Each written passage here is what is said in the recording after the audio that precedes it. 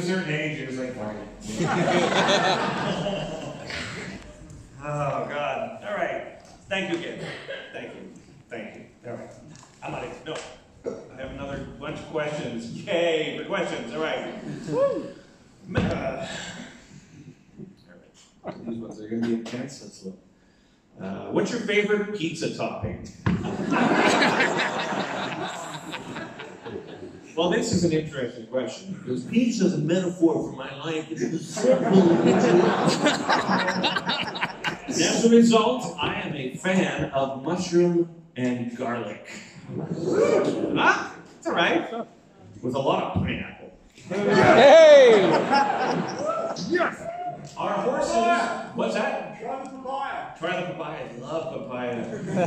Okay, so I went on vacation and I had just come off of a Transcendence and I was just like, oh, fuck, I gotta get out of the bed, I gotta do something else, and I want to do this. And then as I was walking around in this place, somebody offered me a banana ice cream. He said, you look like you could use an ice cream. He gave it to me and I started crying. I was like, I could use a cup of ice cream. When I came back to my family, I was like, ice cream. And they were like, yeah, so... Anyway. Yeah, couldn't land that one tonight either. All right, our horses telepathic. It's a sure thing. All right, our horses telepathic. I don't know much about horses, but I do know cows. And cows, in my opinion, are clearly not. But I remember actually doing a personality quiz where they ask you 250 questions and it gives you like a synopsis of your personality. And I thought for sure, because it broke it down all these categories that were colors, you know, and it's like the spiritually evolved people end up being like a crystal, and then people who are like really passionate are like red. And I thought, well, clearly I'm going to be one of those two, right? And their spirit animals are like, you know, flying unicorns or something. But I did all these questions and I answered it with like full intention and tried to be really honest with it. And they came back saying, you are brown. And if you were an animal, you would be a cow. And if you were a vegetable, you would be a brown bean. And I was like, and I was at an age where I was like resistant to that. I'm like, no, I'd be super passionate and I'd be spiritually really evolved. But as I get older, I'm like, yeah, fuck it, cow. I think that horses, I have no knowledge of such animals, but cows, no, not telepathic. They are just extremely sensitive. My friend has a birthday today. Would you kindly wish him happy birthday? His name is Thomas. I'm going to assume out of my peripheral that the guy standing up is Thomas. And whoever says it was your birthday, give you a little love heart. I would assume, and I'm not looking yet because when I do, it's going to be fucking such a reveal. It's going to be so good that they care for you a lot. So Thomas, happy birthday to you. Happy birthday to you. Happy birthday, dear Thomas. Happy birthday to you. Yes, Thomas.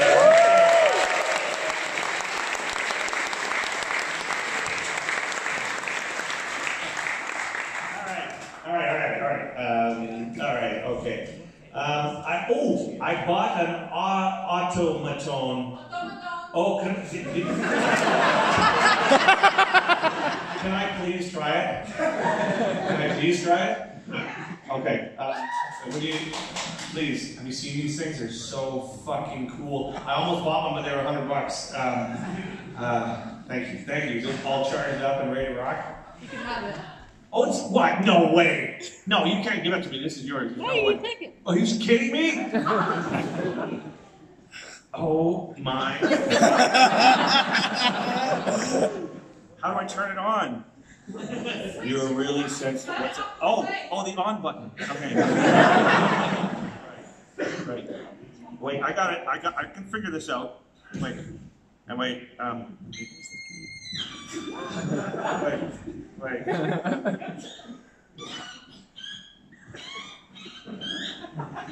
I'll get this way.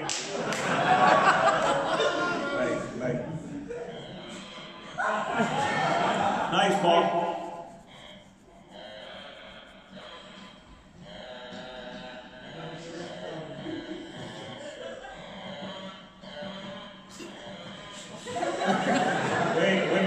Wait. It's gonna get real good.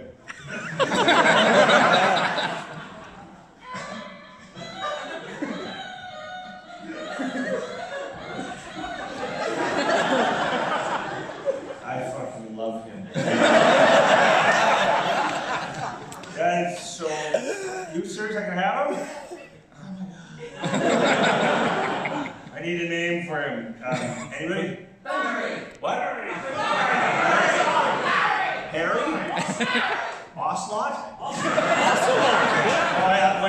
sorry, I know there's a lot. I know there's a lot. I know you're gonna have to hold on to the Harry.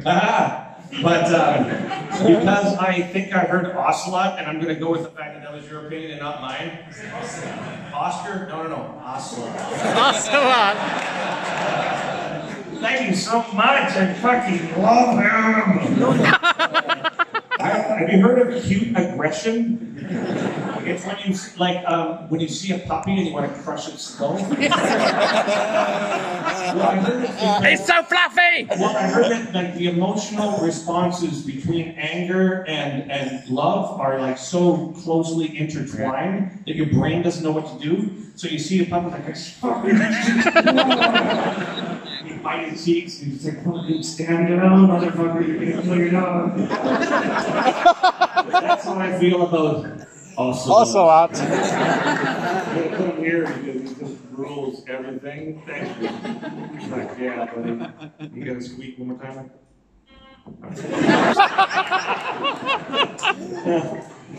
Best day ever. All right, so what would you like to answer / story to tell which you haven't been asked? Oh, I think I've been asked most things by this point. Let me think. What would be a story that I like to tell / not been asked? I remember I wrote a song once about a dream that I had where me and my grandfather were going towards a mountain. The mountain was this big looming black presence at night. It's just this, you could sort of tell the outline and the immensity of it, but it had this sense of being an analogy for evil. Not even evil, but just like the unknown. And we were walking towards it, at which point we realized the extent of that. We went running away, but then we found that the entire, not only the mountain, but the trees beside us were all on wheels, and they started going with us. And then I got back to my house, and I remember I must have been about 8 when I had this dream, and it was terrible. It was like a terrifying experience because I ran into my room because the fear of this, what the mountain represented, and there was a pineapple that was on the edge of my bed, and I saw it just out of the corner of my eye. It had moved on its own accord. I got goosebumps. It moved on its own accord to this one shelf, and my thought was I wasn't supposed to see that, and what it implied to me was underneath the surface was this matrix of energy that was happening while I was unaware. And now I have bunnies and all these things to keep me safe and warm at night because I was a scary dream. All right, so, all right.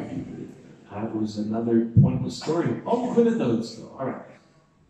In order to come up with such a diversity of musical work and cooperate with many different musicians, how do you keep motivating yourself? Well, I think fear is... okay.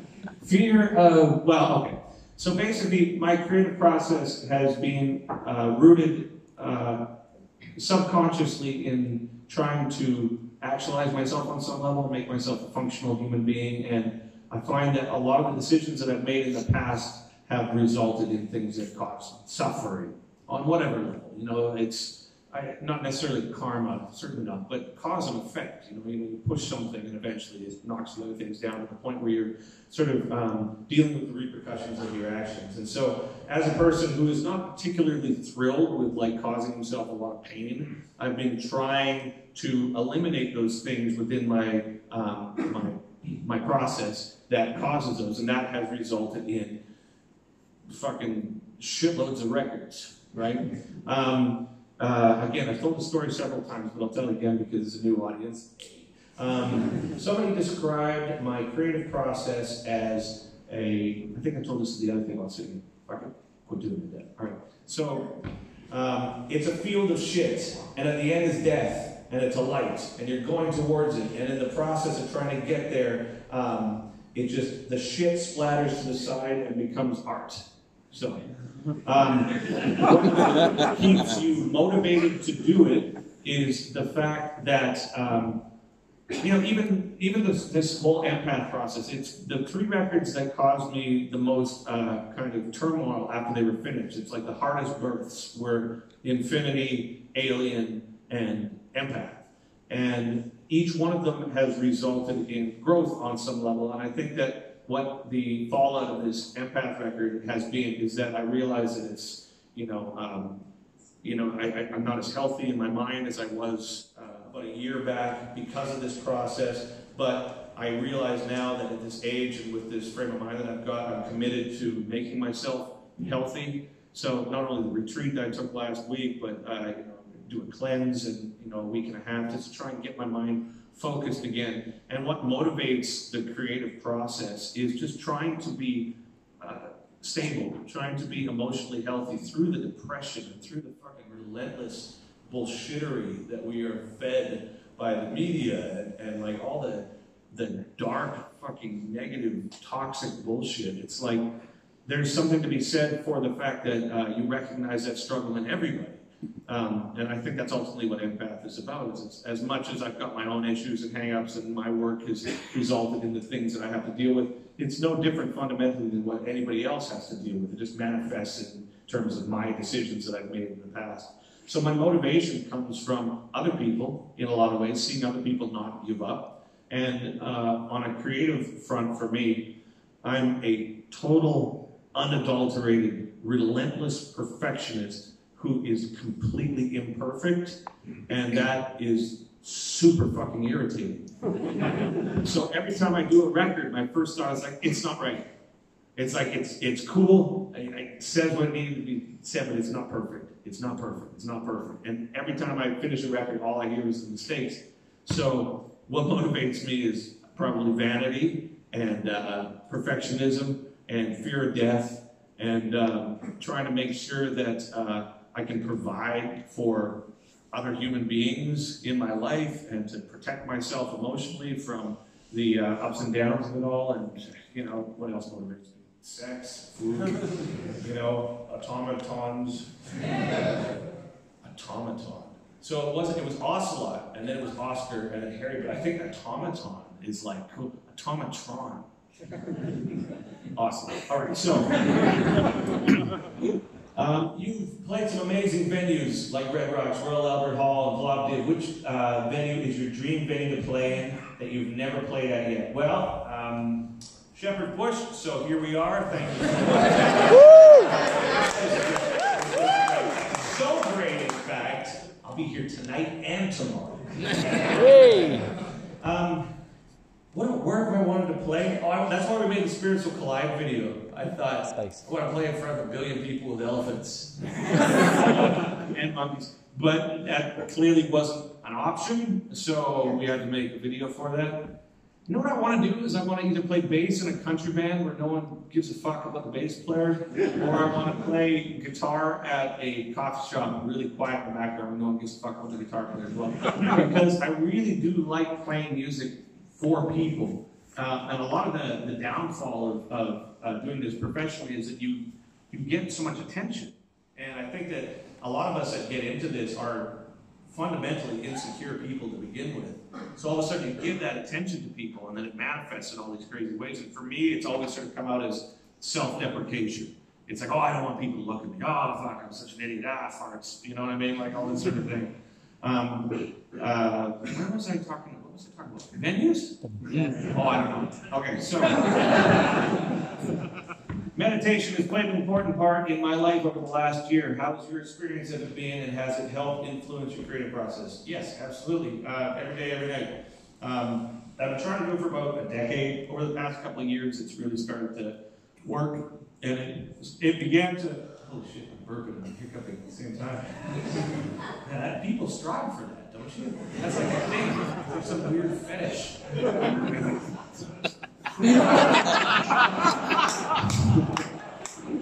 Canadian. No.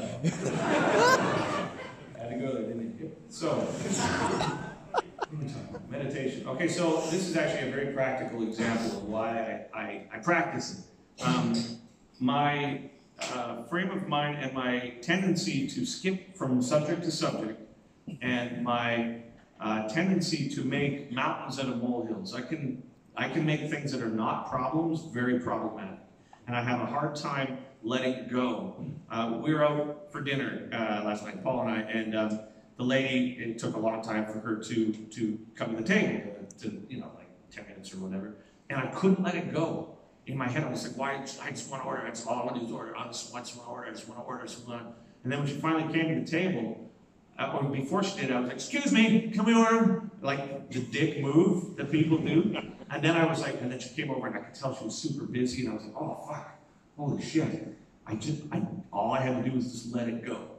And I just couldn't seem to do that. And that has resulted in real problems for me emotionally. And so meditation acts not as a tool for enlightenment, which I think a lot of times people have this tendency to think of it in this sort of like spiritual woo-hoo kind of ways. But for me, it's equivalent of like doing yoga or just going to the gym or anything. It's a practice for someone who overthinks, to focus on one thing to the exclusion of all others. And then when my thought strays from the breath, being compassionate enough with myself to not be critical of myself. And so it's more like every morning, it's like, okay, focus. And in the beginning, I'd be like, you're like, okay, focus on your breath, focus on your breath. Cows, I'm going to have some coffee, you're doing the breakfast, I wonder if breakfast will, oh shit. And then at that point, how it started for me was like, oh, I'm a fucking idiot, oh, I'm an idiot. You should be able to, oh, fuck. But what I've found has been super helpful is like, now when you stray, being kind to yourself and just being like, no, it's okay, go back to it. Go back to it. And being like compassionate with yourself has resulted in a daily routine of practicing focusing on things. So if other things come into your peripherals, it doesn't distract you in the same way. And then when you are distracted, not being so judgmental of yourself that you end up causing yourself harm psychologically, because your eternal mantra is, I'm a fucking idiot, I'm a fucking idiot, I'm a fucking idiot. And I find that process has really helped me musically as well, specifically when it comes to improvisation. A lot of times I think musicians who are perfectionists or controlling type of personalities have a hard time with improvisation, because what it requires you to do is let it go. Like every step of it, it's like, okay, so whatever note you're playing, it's gone, it's gone, it's gone. And if you make a mistake, there's a real tendency to be like, oh, I'm a fucking idiot, I'm a fucking idiot, I suck, I don't want to play anything. However, the same process that goes into just being kind to yourself when you stray from your thought is the same one that allows you to improvise and just let it go. And I found that the more I practice meditation or yoga or anything like this, I find that my ability to improvise and my ability to be less precious about my musical ideas is really, really enhanced. And a practical example of that is Empath, where I really was allowing myself to go down creative avenues that would be commercially maybe dubious. And I think meditation, as a result of that, acts for me in a very practical way of trying to keep my focus and my self-esteem as a daily thing. All right, so where are we at here? Okay, I think that's a question. Yay! Wait. Is that a box, Deb? What? What's that? And Pat, it rocks. Oh, thank you. Thank you. I thought it was the same guy, and I was like, he's having a stroke. He's like, I'm the strongest guy. Bam. That would have been a shitty way for this first night to end. So I'm going to put this guy back up. Anybody have any questions? Yes. What's your favorite Rick and Morty episode? I still think it's Pickle Rick, but it's Yeah. but I also really like, I like all of season 3 except for the last episode. Didn't really like the last episode because it seems like they're getting bored, but man, when it's relentless, it's so fucking good, man. Like, literally, like that is a really fucking clever show. Like, you and the word epoch need to get to know each other better. It's one of my favorite lines, or whatever that was. Yeah. Anybody else have another guess? Is it the month next? Is it the mod next? I mean, I'm supposed to. But I mean, I think the best way for me to be emotionally honest with the work in a way that I think the audience will appreciate is for me to follow the compulsions creatively wherever they lead. And the moth is, I'm undecided as to what my motivations are for the moth, because the punchline for it and the ugliness of it is something that I'm trying to figure out if I'm just doing it so I can make a musical. And this is clicking. Oscar. If my motivations for it are simply to prove that I can make a musical and then make something with like a shitload of money that like offends people, like cocks and vaginas and all this sort of stuff, right? Because if that's my reason for doing it, it seems like a lot of effort, you know? But I've got a ton of music written for it, and it's really dark, and it's really intense, and it's like, and even though it's like on the surface, I'm like, oh, it's penis and vagina, it's not, it's like really ugly, and it's based on trying to represent humanity's connection to duality as, you know, personified by gender. And the fact that we're so disconnected from the infinite that we think of sex as being like this metaphor for that unity in which we will pursue forsaking all other things, and in the pursuit of that it becomes power and death and war and religion and all these things. And so I wanted to make something that was like really I wanted to make something that was really ugly and really expensive and with a ton of really brilliant artists to make a point about how absurd it is. But it just seems like the more like together I find myself as a person, I'm like, yeah, or we could not, you know? But I've got a ton of it written, and we've got like a bunch of the art going, and I've got the orchestra in Norway. And it's really cool. It's going to cost £10 million, and I mean, I'm clearly going to end up doing it. But I think the next thing that I've got in mind is I want to do something without heavy guitars, and I don't want it to not be heavy, but I wanted to, like mixing heavy guitars sucks because.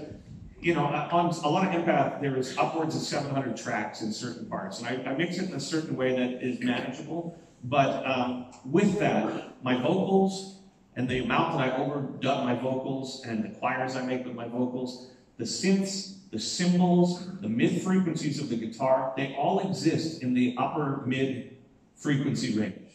And trying to make that work fucking sucks.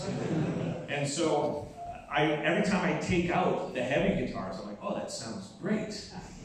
So I would like to do a record that doesn't have heavy guitars, but I'm trying to figure out what the motivation for that one artistically would be. I've got this Thank You record, which is really mellow and really beautiful, but I'm not there right now. I don't feel either of those things. And but this other thing could be cool because I see it in my head as like white and blue with a bit of red on top. So synesthesia is a way they function, so it's another way of speaking about music where numbers and colors and shapes and emotions and all these things are sort of intertwined. And so I have to follow where I'm going. And right now, I'm emotionally in this kind of topsy-turvy place, but what was the question? Why do you meditate? No. Is the moth next? Is the moth next? No. All right. Yes. How can you tour with that style from about and why you doing it acoustically? Because that's a heavy crowd. Yeah, it's a great question.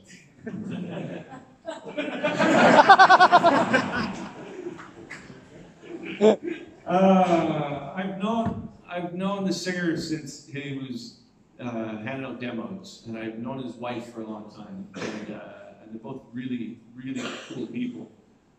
They've been into the music, like, you know, they come to the shows for years and all this, and they asked if I wanted to do it, and I said no. And then they said, well, you can be on our bus, you can use our sound man and our crew, and it's a good fee, and it gives me more time to think. And right now, what I'm trying to do with this acoustic thing and with the speaking that I'm doing is sort my shit out. So by the time I come back with the new bands and this big production that I'm going to be starting in November, my shit will be sorted. And this gives me another opportunity to do that in a fairly benign social environment, in a way that doesn't force me to have to engage in new social engineering with a bunch of new human beings and, you know, all the band dynamic bullshit. And I can still work on the new set list, and I can still write, and it's only 45 minutes, and it's, you know, it's money. And I like them. I think they're cool. I've not seen them live. Yeah, they are, aren't they? I know they are because everybody that I know and respect the opinion says they're great. And they're really cool people.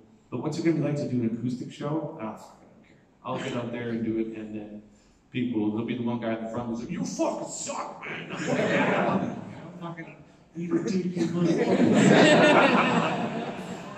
I think I can deal with that stuff pretty well. I mean, it's like, even though I'm 46 and I'm talking about dick musicals, you know, I was in strapping. I mean, I can do this shit pretty well. If someone gives me the gears, I think I can handle it. All right, so, all these are done. All right, so, yes. Shit, I didn't think I'd get picked. How do you transform like your music? You talked about how you write everything acoustically. How do you transform that into terms of like metal? Like when you were like playing like Coast and stuff, it almost sounded like dueling banjos at one point. Like how do you, like, I get it when in terms of talking about musically, like this note resonates with this one, that's how I write it. But how do you transform that into something that turns into something like strapping, or like just something that's like so heavy and like complex? Like how do you turn it into that heavy note as opposed to the acoustic thing, which it sounds almost like Yes. So the question is, how do you transform things that you may write on an acoustic guitar into something that's really heavy? It's an internal barometer that leads me towards all these things. Whatever the instrument is that I'm writing on, it's of very little consequence in a way.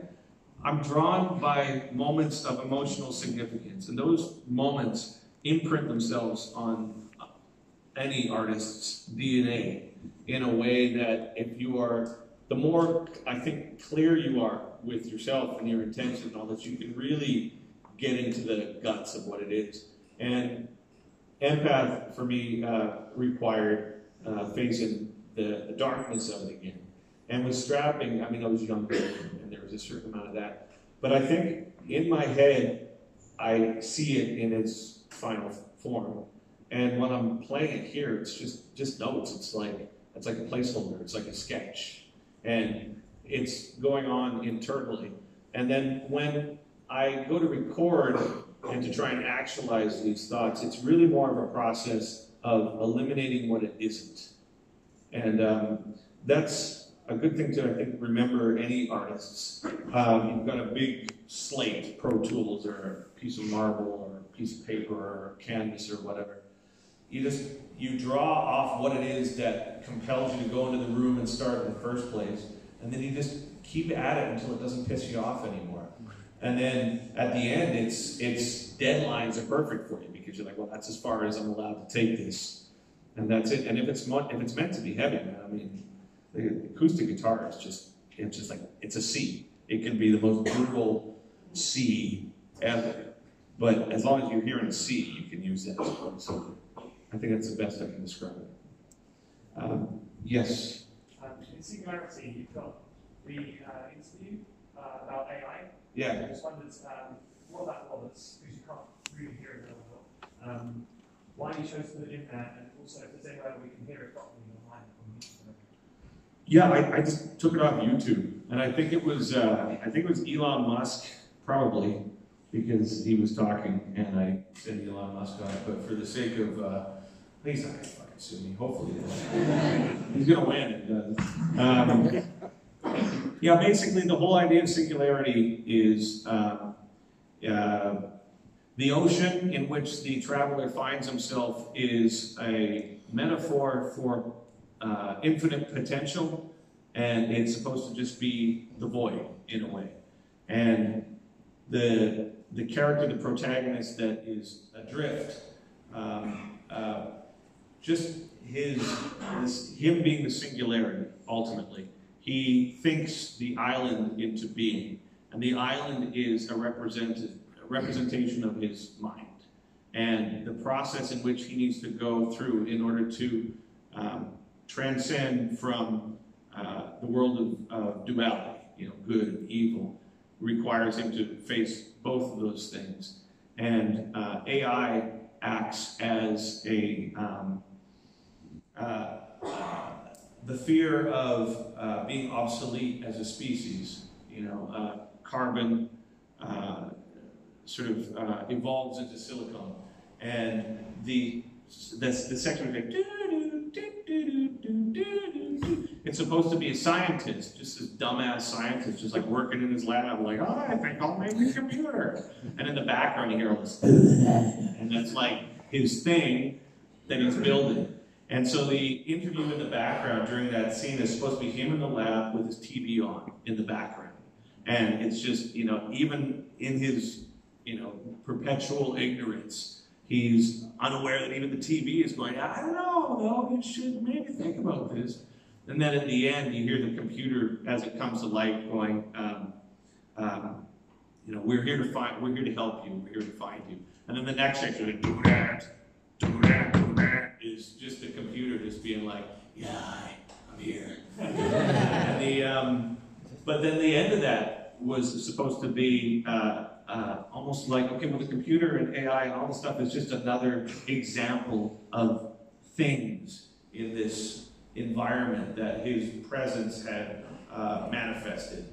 And so the end, here comes the sun. It's just like, okay, well, through the chaos of it all, through the profound ignorance that as a species we tend to represent, and to the political upheaval and social bullshit that goes on, ultimately, as I said earlier about my motivations, if other people are able and willing to sort of get through this and get through the depression and get through the savageness of it, then that's the motivation for us all to get through it. And that's ultimately where his transcending comes, is that his awareness of himself in others. So I forgot what that question was too. Yeah. Let's do a couple more questions and I'll play some more music. Yes, sir. Is it sir? Yeah. Okay. All right. How's it going? That's not my question. Okay.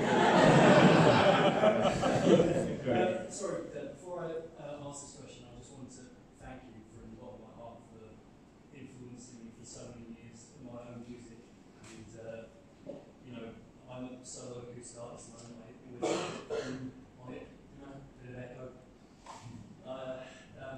And just thank you for doing stuff like this as well, such an instant evidence. Thank you. You're more than welcome.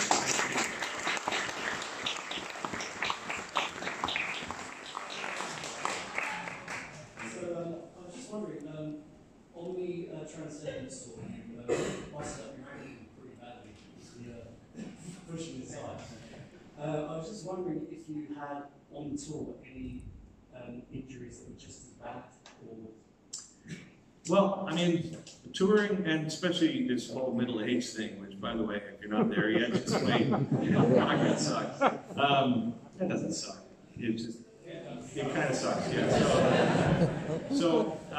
Well, the biggest problem I find is like exercising, whatever it is, yoga or lifting weights or being on the treadmill or any of these things. When I was younger, that was the thing that you did to get ripped, right? Or to like, oh, But as you're older, you're just like, holy shit, I'm doing it so my heart doesn't explode. Like, so I exercise as much as I can, given the environment that we're in, just so I can do my job and so I can, you know, stay as clear as I can and diaphragm for singing and all these sorts of things.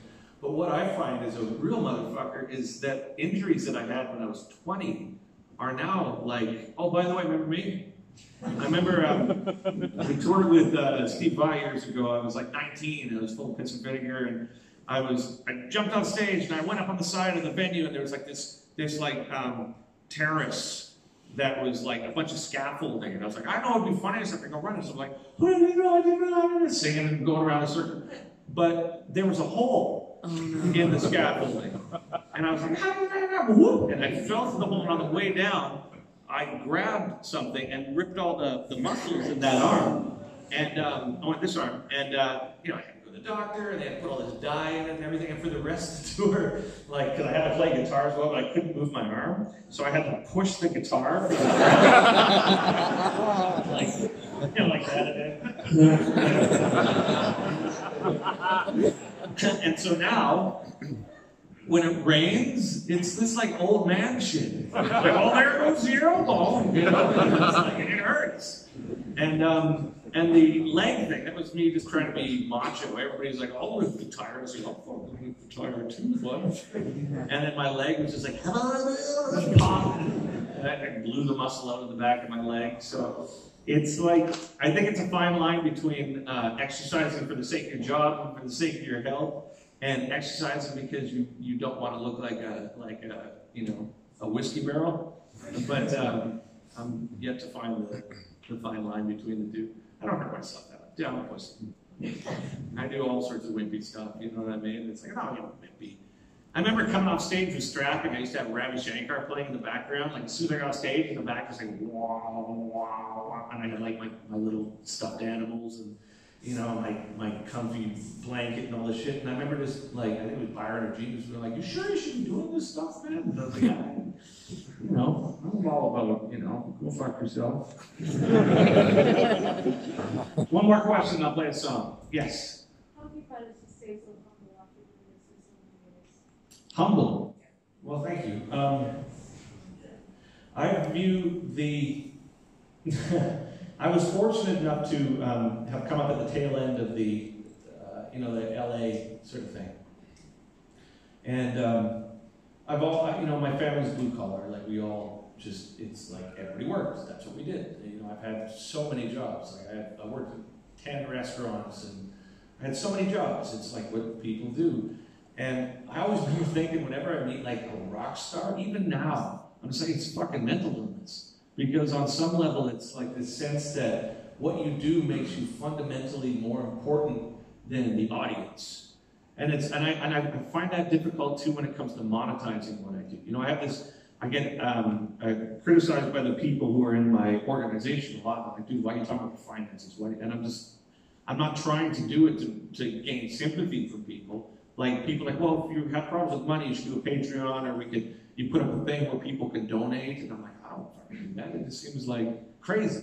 But the whole idea of monetizing art on some level as well is really hard for me to wrap my head around, because you take something that its genesis is something of emotional significance to you, and you put a price tag on it, and you have to sell it, and you have to try and dig people for more money, and it just seems like in opposition to the thing about personal growth that I believe motivates the music in the first place. But there's also another side to this that I'm having to face, and this has been something over the past couple of weeks, is I've never given myself credit for doing what I do. Whenever someone who's given me like, oh, you're good at what you do, I'm like, you know what I mean? It's like I've been very self-deprecating about it.